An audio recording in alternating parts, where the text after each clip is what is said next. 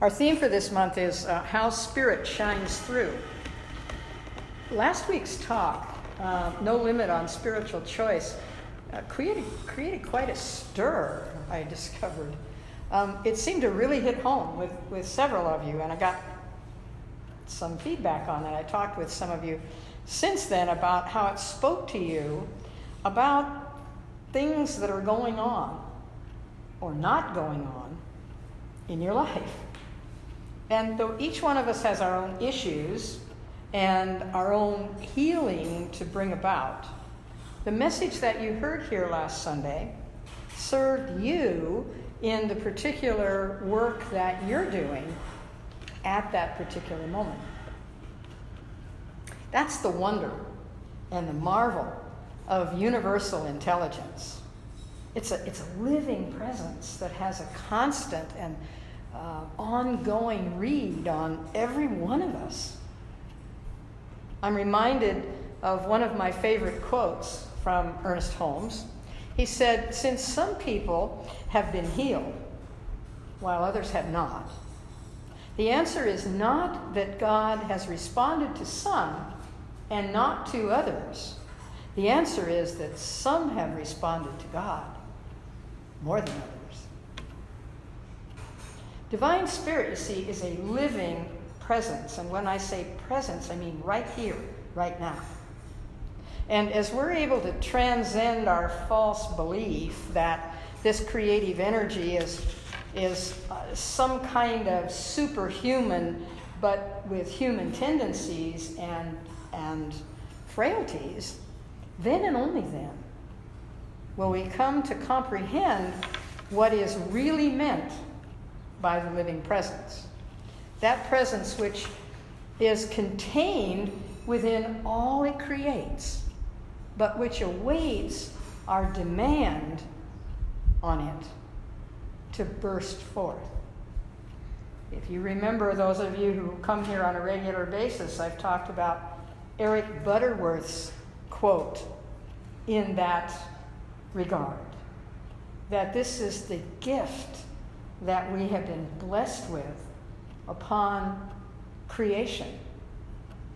The right, the ability, and the skills with which to call that forth by means of us. So today, we're wrapping up this series on how Spirit shines through by discussing its living presence in each one of us. So let's begin by agreeing that the universe is a spiritual system. Its laws are those of intelligence. We approach it through the mind. And Holmes reminds us that the mind, which is part of us, it is the part of us that enables us to know, to will, and to act. Prayer is a mental approach to a reality which is a thing of intelligence. Some prayers are more effective than others, and we're determined to find the secret of this. We heard in Standing in the Light, we heard some original results of that this morning, which were not only very encouraging and inspiring, but in some ways even humorous in their simplicity. That when we put the word out, of course we expect the result back. The way in which it unfolds is far less important than the fact that we recognize it when it does. So it really is quite simple when you accept the truth of the process of spiritual mind treatment. Insofar as a prayer is affirmative, it's creative of the desired result. One sentence sums it all up. The universe is a thing projecting itself into experience. It's not a person directing his or her will from afar or on high. Hence, what one initiates in intention, supports with words of affirmation, and accepts in faith and trust, takes form in his or her consciousness.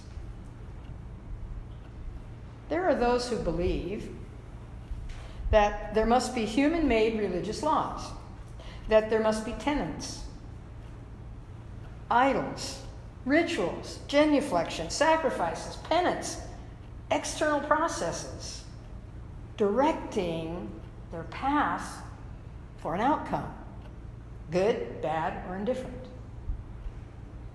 Instead, though, in the practice of the science of mind, we utilize a prayer of faith and trust called spiritual mind treatment.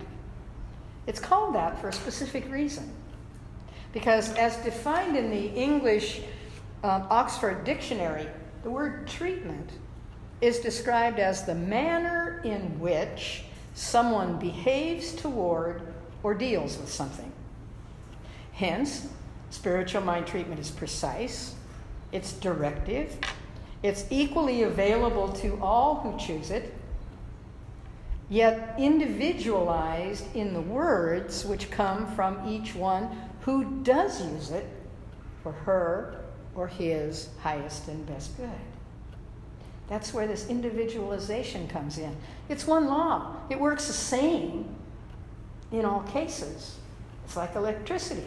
It works the same in all cases. Physical law, spiritual law, paralleling each other. Works the same.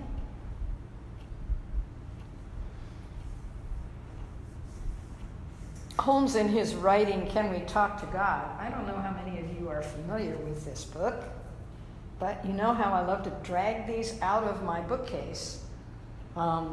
First I had to put them all back in, though, after Addie and Cora left, because they took most of them out. I found a couple of first editions in pretty difficult environment. But in any event, I got most of them back in. I put all the Holmes ones back in first. But in this writing titled, Can We Talk to God? He calls this keeping our thought in line with the unity of good, feeling the indwelling presence of a power which is sufficient to meet all of our needs. He calls that talking to God. To be still, he says, and know that the eternal presence is within us is the beginning of wisdom and freedom. That, my friends, is the meaning of how Spirit shines through as a living presence. As this individualization of Spirit takes place, it penetrates our finite consciousness. It saturates the human personality with the essence of its own being. Wow. You know, if anything will give you chicken skin, that'll do it. That this is what is referred to as taking on the Christ. You know, we talk about in the Science of Mind text the chapter on taking on the Christ, how all of us come with that same consciousness, that Christ consciousness. It's how we tap into it. It's how we educate ourselves to use it for our highest and best good at no one else's expense. So this is one of those eternal and infinite gifts that comes in the process of creation of each one of us. And then because we have the gift of choice that goes along with that, we have the opportunity to open it, to expand it, and to live it. Let me repeat that statement again that I said a few minutes ago. As this individualization of Spirit takes place, it penetrates our finite consciousness. It saturates the human personality with the essence of its own being. I like that, saturates the human personality, because sometimes, not anybody in this room, of course, but sometimes we see demonstrations of personality that would not suggest highest and best good. Because that's a level of consciousness that someone is operating in that moment. But this is to saturate the human personality with the essence of its own being. It being spirit, God, creative energy, first cause. There's such a long list of what we can call that source of our being, but it all goes back to that central core of the creative energy of the universe, which is both eternal and infinite. And because of that, you are assured, I am assured, we are assured, that it exists within our being from the very beginning and stays with us into infinity. So we sometimes refer to that as knowing, and the realization of that it comes from within us. It's not something we go outside to bring in. It comes with the package. It's already within us. It's like that tool that was talked about in Standing in the Light. Until we pick it up and we activate it and we use it, it's just dross. Once we activate it, learn how to use it, and use it, then it's invaluable. So this little book, Can We Talk to God, is quite a treasure. It was originally circulated under the title, The Ebel Lectures of Spiritual Science. Those lectures were delivered in 1934 and later compiled by Science of Mind Publishing into the book, Can We Talk to God? And interestingly enough, it was originally circulated under the name the Ebel Lectures on Spiritual Science because these lectures were given at Ebel Auditorium in Los Angeles. So the foreword of the book was written by Reverend Dr. Roger Teal, who is a senior minister at the Mile High Center for Spiritual Living in Lakewood, Ohio.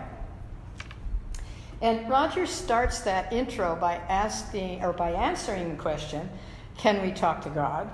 By assuring us that we have divine communication in that regard. We must just learn the pathway. He relates a true story from a newspaper article that demonstrates that very thing in the experience of an elderly man who was poor in resources, but rich in spirit. And here's that story. The sidewalk in front of his humble home was crumbling and no longer safe. However, he had no apparent means to replace it. Avoiding despair and drawing upon his spiritual riches, this man held his private talk with God, boldly declaring that it was high time for an answer. Following this prayer, he had his children haul away all of the broken concrete, and then he used some boards that he had to build new forms for the walkway. And then he declared out loud in a very loud voice, "Okay, God, I've done my part." About 10 days later, a truck full of cement drove down the street in front of his house and tried to turn at his corner. But the truck was going too fast, and it overturned. The workers had to offload that cement quickly before it hardened inside the truck. The elderly man simply stepped out onto his porch, pointed to the forms, and shouted, "You can put that cement in there. Thank you, God." Now, who could orchestrate that on their own? The creativity of that is mind-boggling. The timing and the events leading up to that are so synchronized. And as Dr. Teal points out, this is the essence of Ernest Holmes' message. Divine substance, unlimited good, is already prepared. Anyone ready to receive can build new forms in mind and heart, through effective affirmative prayer. The principles involved, although ancient, are relevant to any modern issue, challenge, or opportunity. The other message that I heard in this amusing but powerful story is the tenor of the man's approach.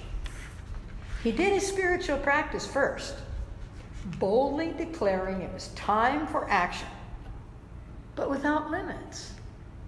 What we call declaring it in the now moment. He didn't beg, he didn't negotiate, he didn't offer to accept whatever. He spoke his intention clearly. And then he took action by preparing for the gift. And you'll sometimes hear us refer to that as treat and move your feet. He accepted its arrival by his own declaration of preparation. You see that? He accepted that by his own declaration of preparation. And following that, then he said, okay, God, I've done my part. Sure sounds like the release step to me.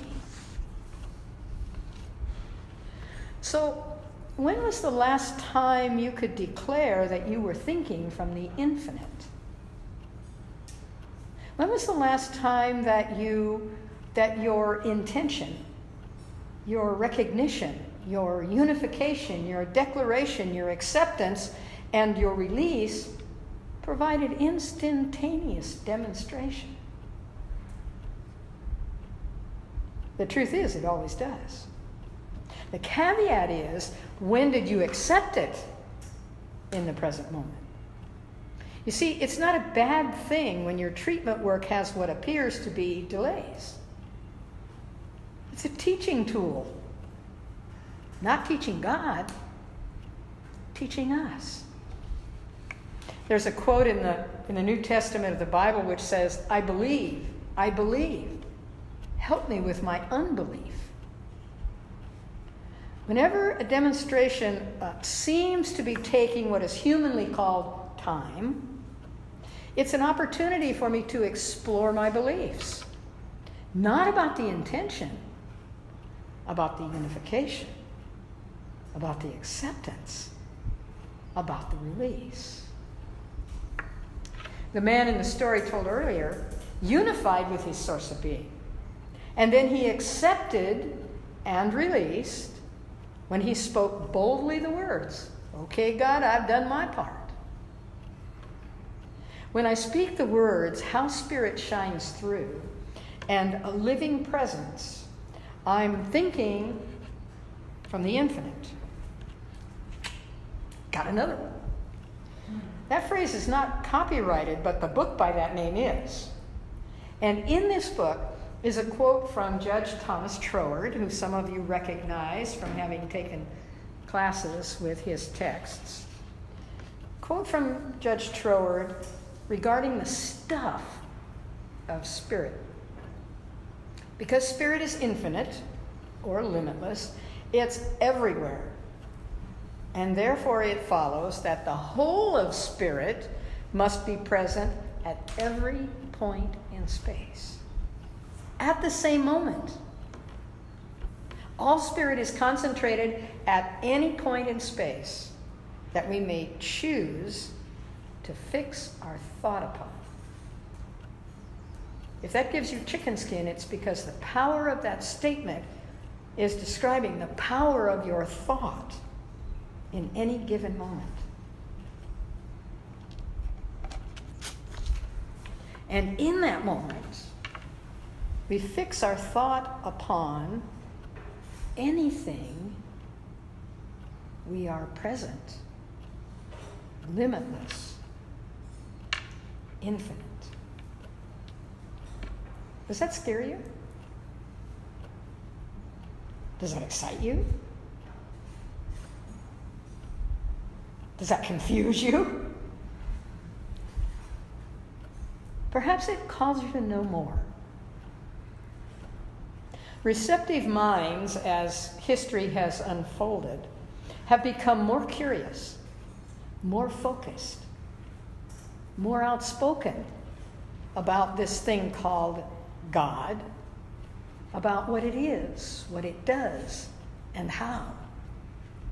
Once kept in secret circles and hidden from all but a very few, this has become mainstream philosophy for those open to expanding and deepening their knowledge and understanding. What a blessing. What a challenge. What an opportunity. Thinking from the infinite is recognition that spirit is present at every point in space, concentrated within our very being, and that our use of it is a partnership with that living presence. And so it is. And so it is.